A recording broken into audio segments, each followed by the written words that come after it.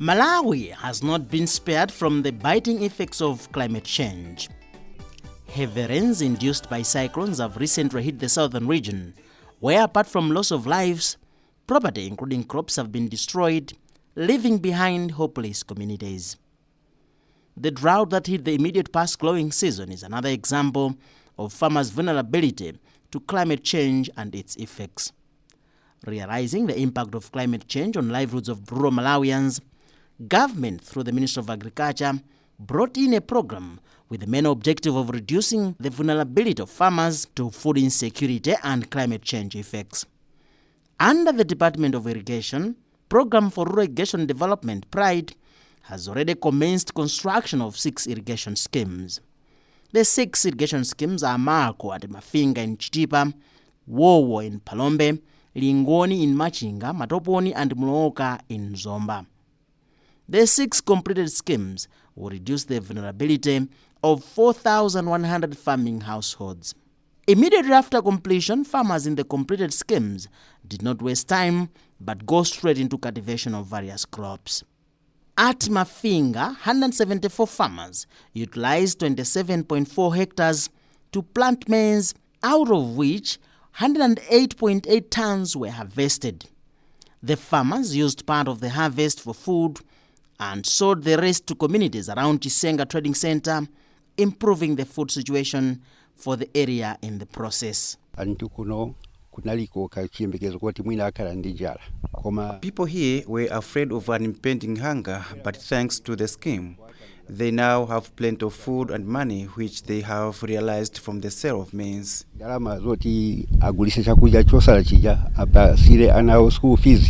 Parents have managed to pay school fees for their children. Things are really going well now. The 27.4 hectares fell way below expectations, as it was out of 131 hectares that Mafinga has. The low utilization of the schemes triggered fears in duty bearers that farmers might not fully take advantage of the infrastructure to increase production for both consumption and commercial purposes. However, there are signs of improvement. In fact, soon after construction, these irrigation schemes, yes, indeed, there was that fear that maybe utilization is not all that adequate. But now, after seeing that all infrastructures have been constructed, the number of farmers that have registered, and that there's now a tremendous change in terms of utilization. For example, the previous season here at Mafinga irrigation scheme, there's a total of 27 hectares was cultivated under maize. And as I'm talking now, most of the farmers now have also registered to venture into the second irrigation season. So it means now that there's a tremendous improvement as compared to the past. Straight from the destruction they faced due to Cyclone Freddy, farmers in the southern region were hit again, but this time through inadequate rainfall. The drought that followed saw crops wilting, leaving the farmers destitute. For farmers at Mlooka irrigation scheme, the drought was not unfamiliar. Receiving inadequate rains has become a perennial challenge. And this year was no different. Sitting along the Shire River in Masaula Extension Planning Area, relying on rains to grow crops is a gamble the farmers have been forced to take over the years due to lack of alternatives. Completion of Mlooka irrigation scheme, however, has brought renewed hope in the farmers that they can now grow crops of their choices without worrying about supply of water. We now have HUA officers, the pump house with machinery and the intake. We now have water running throughout from the intake to the dam and to our fields. All these crops you see have been a result of the irrigation at the scheme.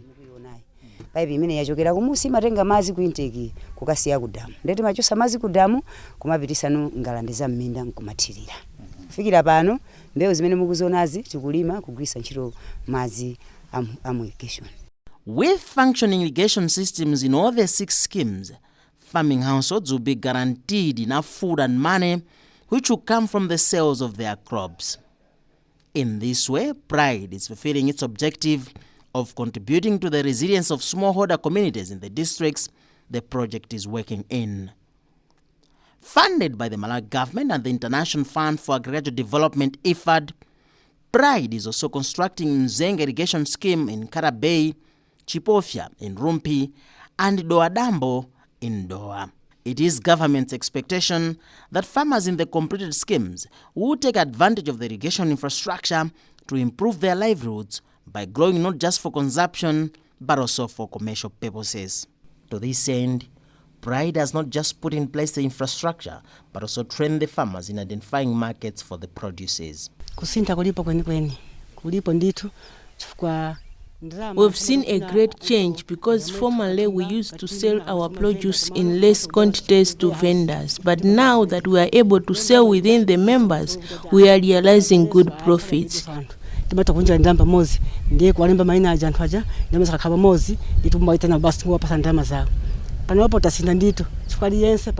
We now have adequate money in our homes.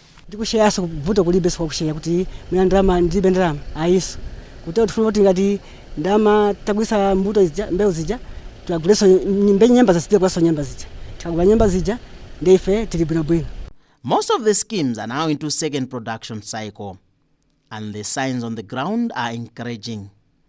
In the current production cycle, farmers at Mloka have tripled their hectareage that they were cultivating to 127 hectares, on which rice, maize and beans have been planted. It is expected that farmers will produce 3 or 4 times yields with triples planted, with maize, 2 acres rice, and 1 acre beans. One of the crops that farmers from Mafinga and Marco irrigation schemes chose to cultivate is Irish potato. Irish potato is a crop that fetches relatively better prices on the market. The farmers growing this crop hope for better lives in the immediate future.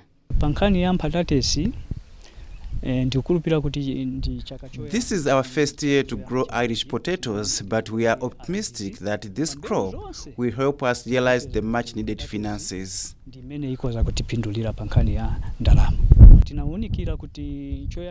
We found out that Irish potatoes are fetching better monies at the markets than both maize and beans.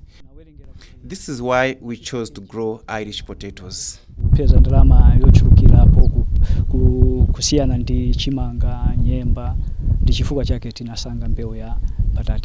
For Lingoni and Wowo in Maching and Palombe respectively, utilization figures are picking up. It is the hope of government that every Malawian that farms in the schemes will fully take advantage of the irrigation infrastructure to grow crops beyond consumption.